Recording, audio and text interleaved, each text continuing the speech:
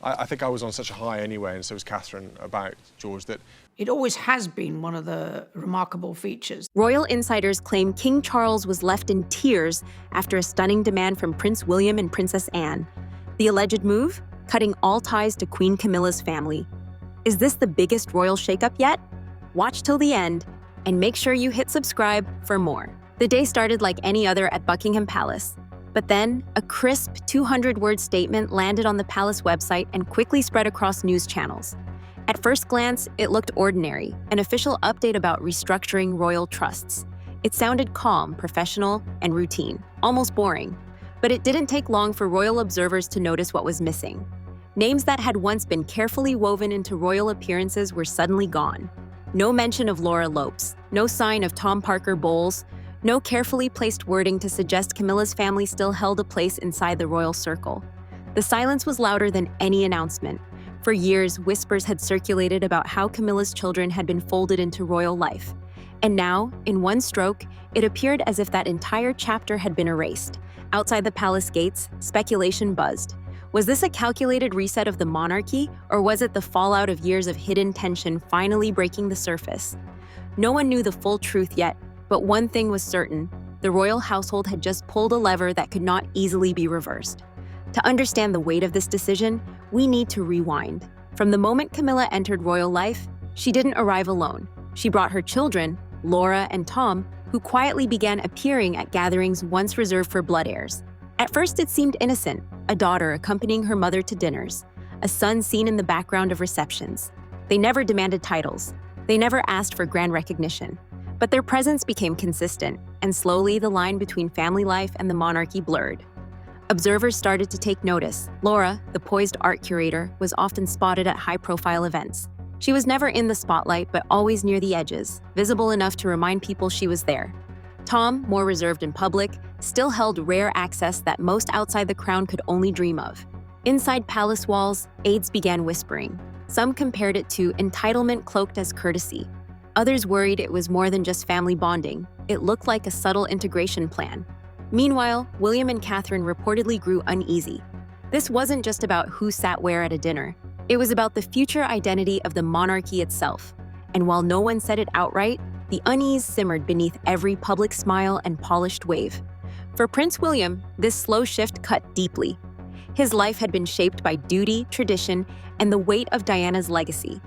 He understood that the monarchy's strength came from sacrifice and service, not association or proximity. Yet time and again, he watched Camilla's family seated steps away from power. It wasn't about titles, it was about symbolism. These were places usually reserved for those born into centuries of tradition, now quietly shared with people who hadn't carried that burden.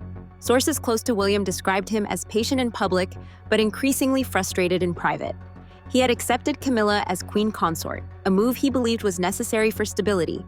But seeing her children integrated into the institution was a line he couldn't reconcile. Reports suggest he confronted his father more than once. In one meeting, he's said to have pointedly remarked, "This isn't what she would have wanted." The reference was clear: his mother's vision of a monarchy rooted in merit and duty, not connections. But Charles, torn between his love for his wife and his responsibility as king, struggled to respond. For William, the silence was almost worse than disagreement. It felt like the crown he was preparing to inherit was slowly being reshaped without his say. And so, while he stayed quiet in public, William's determination to protect the crown's traditions grew sharper with each passing day. William wasn't alone in his unease. Princess Anne, known for her no-nonsense approach and lifelong commitment to duty, had been watching too. For years, she had stayed neutral. She focused on her work, kept away from drama, and avoided getting drawn into palace politics. But when William came to her, disheartened, frustrated, and feeling sidelined, something shifted. Insiders say that conversation marked a turning point. Anne, who had seen decades of storms weathered by the monarchy, realized this wasn't a small matter. It was about the crown's very foundation. She quietly began to distance herself from events where Camilla's children were present. Her absences were explained as scheduling conflicts, but those close to the palace knew better. Anne's breaking point came in a private meeting with Charles. With her signature directness, she told her brother what few dared to say aloud. Reports suggest her words were sharp but steady. "You are the king.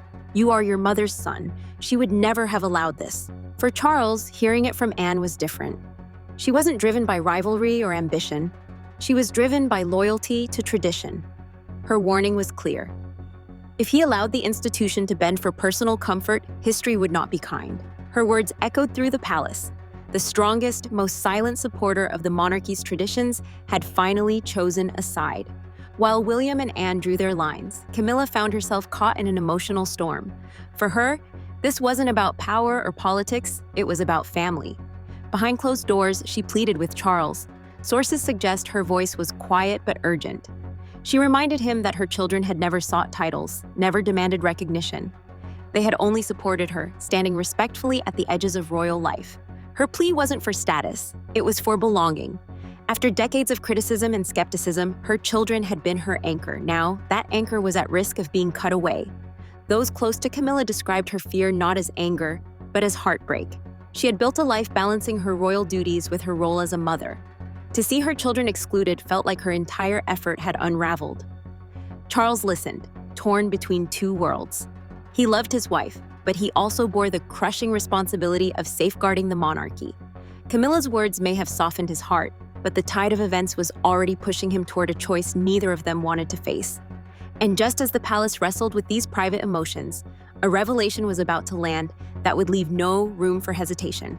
The turning point came not with words, but with paper. A leaked draft from the Duchy of Cornwall surfaced in the press. Buried inside the planning documents was one detail that set off alarms. Laura Lopes was named as a future trustee of royal estates.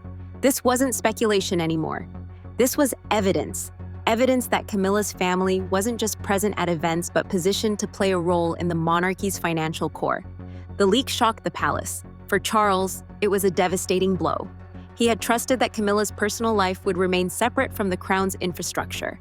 The documents suggested otherwise. William and Anne reacted swiftly.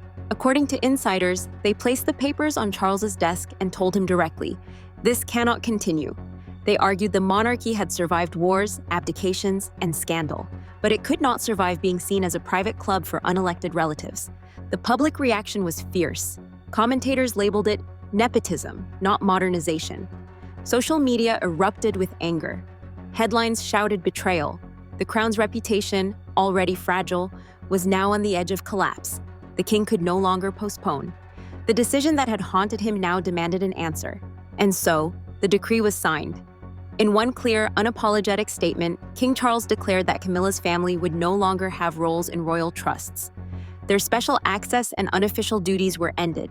From that moment on, only direct heirs of the House of Windsor would hold influence over royal lands and finances. Behind the public announcement, the private moment was far heavier. Insiders say Charles sat with Camilla in a plain, quiet room, decree in hand. His words were simple but devastating. "The monarchy must survive us both." Camilla reportedly listened in silence. No argument, no protest. She simply rose and left, her face unreadable. For a woman who had navigated decades of storms with resilience, the silence spoke louder than anything. The monarchy had drawn its line. The crown would continue, but the cost to Charles's personal life was immeasurable.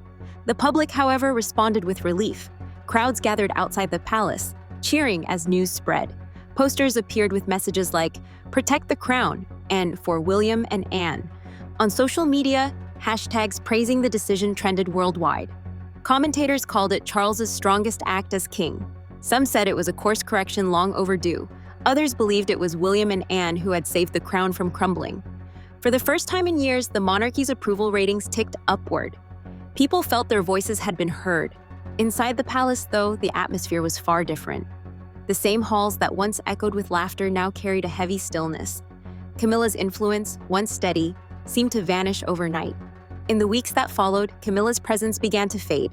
She attended fewer events, canceled small appearances, and avoided the spotlight. Palace aides whispered about her withdrawal, describing her as quieter, more distant, and often leaving gatherings earlier than expected. The queen consort, who had once projected confidence, now seemed subdued. Staff who had known her for years spoke of a noticeable change: less eye contact, less warmth, less of the commanding energy she once carried. Her children, too, retreated from public life.